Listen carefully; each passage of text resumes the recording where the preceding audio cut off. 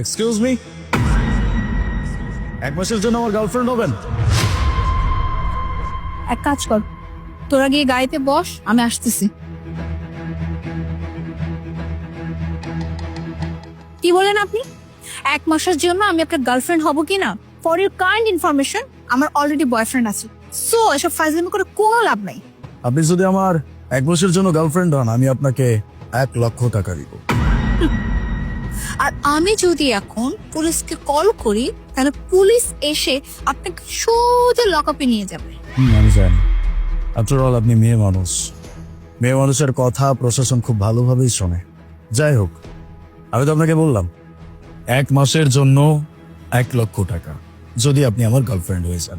আর কেই বা না চাইবে 1 মাসে কোনো কিছু না করে এতগুলো টাকা ইনকাম করতে। Sorry, I am not interested. 2,00,000 টাকা দিব 1 মাসের জন্য। আপনার কাছে কি মনে হয় আমি কোনো প্রপার্টি যে আপনি টাকা দিবেন আর আমাকে কিনে নিয়ে যাবেন? হ্যাঁ, এসব ফাইজলামি না আমার সাথে করবেন না, কেমন? 5 লাখ।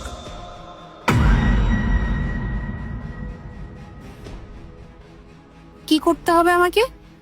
এই তো এবার লাইনে চলে আসছেন।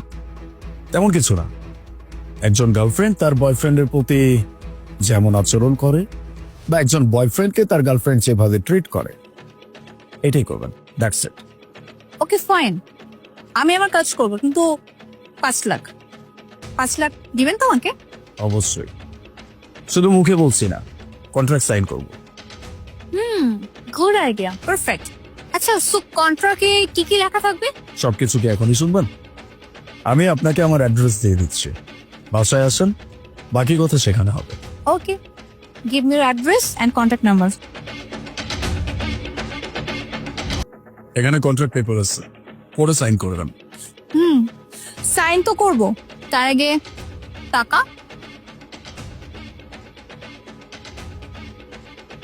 অ্যাডভান্স।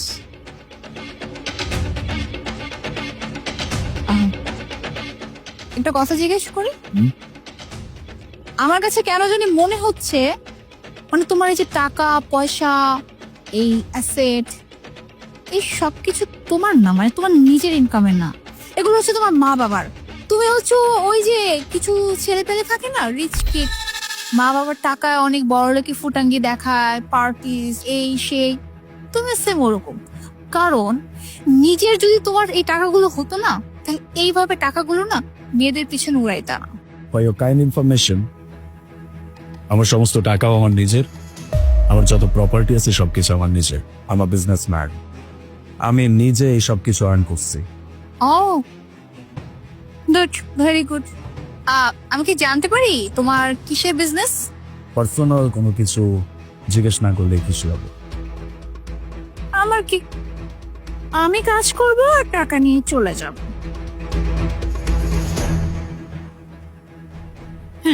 সাইন করে দিলাম। Thank you. সাকা কি এসো না কারো কাছ থেকে?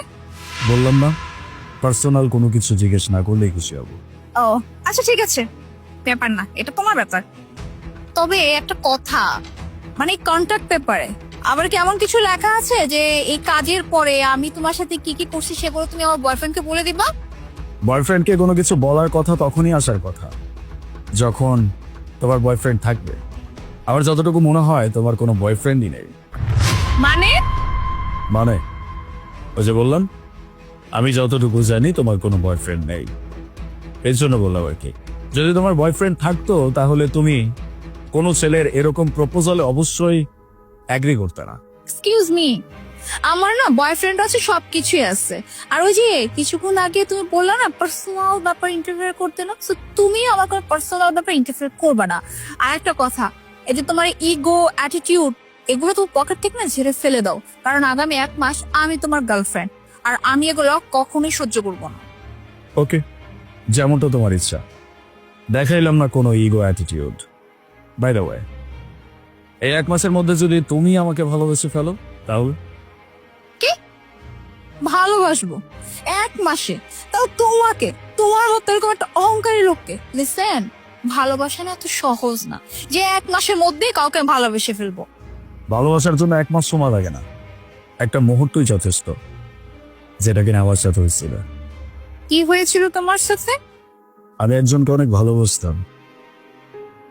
মানুষটা আমার জীবনে নাই, কিন্তু আমি এখনো সেই মানুষটাকে ভুলতে পারি নাই। অনেক চেষ্টা করছি তার সমস্ত স্মৃতি সবকিছু ভুলে যাওয়ার, বাট আই কান্ট। আমি পারি নাই। আমাকে তার স্মৃতিগুলো কেমন যেন কুড়ে কুড়ে খায়। দ্যাটস ওয়াই আমি এই কাজগুলো করছি। তার মানে তুমি কাউকে ভালোবাসতে, মানে খুব ভালোবাসতে, সে তোমাকে ছেড়ে চলে গেছে, তাই তো? Like that. ভালোবাসতাম, নিজের থেকেও বেশি ভালোবাসতাম। মানুষটাকে ভুলতে না পারার কারণেই আজকে আমার এসব কিছু করতে হচ্ছে। আমি না, যতক্ষণ পর্যন্ত একা থাকি নিজেকে মনে হচ্ছে আমি নিজেকে নিজে খুন করে ফেলি। আমি তার এই স্মৃতিগুলো থেকে দৌড়ায়ও পালাইতে পারতেছি না। আমি পারতেছি না তার এই স্মৃতিগুলো মুছে ফেলতে। আমি পারতেছি না এই সব কিছুকে শেষ করে দিতে। জাস্ট নিজেকে শেষ করে দিচ্ছি। দ্যাটস ওয়াই আমি নিজেকে কোনো না কোনো কিছুর ভিতরে বন্ধ রাখতে চাচ্ছি। একটা মানুষকে রাখতে চাচ্ছি, যেই মানুষটা কিনা আমাকে তার ব্যাপারগুলো মুছে ফেলতে সাহায্য করবে। এই জন্য আমি প্রতি মাসে এরকম একজন করে গার্লফ্রেন্ড চেঞ্জ করি, তারপরেও পারছি না। একটা কথা ঠিকই বলছো, জানো, এই ভালোবাসা জিনিসটা কেমন যেন একটা মানুষকে অনেক সুন্দর একটা জীবন দেয়, আবার ঠিক এই ভালোবাসাটাই একটা মানুষকে সম্পূর্ণ শেষ করে ফেলে। আমিও কাউকে ভালোবাসতাম, মানে আমার বয়ফ্রেন্ড ছিল, বাট এখন নাই। আমাকে ডিচ করে চলে গেছে। আমি ওকে অনেক ভালোবাসতাম, জানো, ওকে ছাড়া আমি একটা মুহূর্ত থাকতে পারতাম না।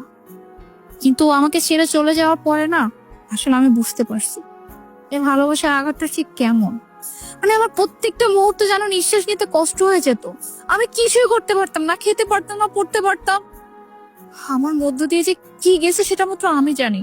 মানে ওইখান থেকে আমি নিজেকে যে কিভাবে ওভারকাম করছি, আসলে এটা আমি এখন মনেও করতে পারতেছি না। ভালোবাসা সত্যি অনেক খারাপ জিনিস, জানো। আর আমি খুব ভালো করে জানি যে এই সময়টা একটা মানুষ কি কি ফিল করে। টাকা, এটা রাখো, এটা লাগবে না। আসলে আমি তো বুঝি যে একটা মানুষ যখন একটা মানুষকে ভালোবাসার পর ওই মানুষটা ছেড়ে চলে যায়, তখন আসলে ওই মানুষটার ভিতর কি যায়, কতটা কষ্ট পায়। তাই আমি চাই না আর কেউ ওই কষ্টটা পাক। তুমি বললে না তুমি এই সময় থেকে নিজেকে বের করতে চাও, আমি চেষ্টা করব। আমি আমার সাধ্য মতো চেষ্টা করব যাতে তুমি এই জায়গা থেকে নিজেকে ওভারকাম করে সুন্দর একটা জীবনে ফিরে যাও। আর লোনলি ফিল, এখন থেকে আর তোমার লোনলি ফিল হবে না। মানে এখন থেকে যখনই তোমার লোনলি ফিল হবে, জাস্ট আমাকে একটা কল করবে অ্যাজ এ ফ্রেন্ড। আমি চেষ্টা করব তোমার লোনলি ফিল দূর করে দেওয়ার, তোমাকে কোম্পানি দেওয়ার, যাতে করে তোমার এই মুহূর্তটা তোমার জীবন থেকে চলে যাবে। আর আমি তাহলে আসি, ভালো থেকো।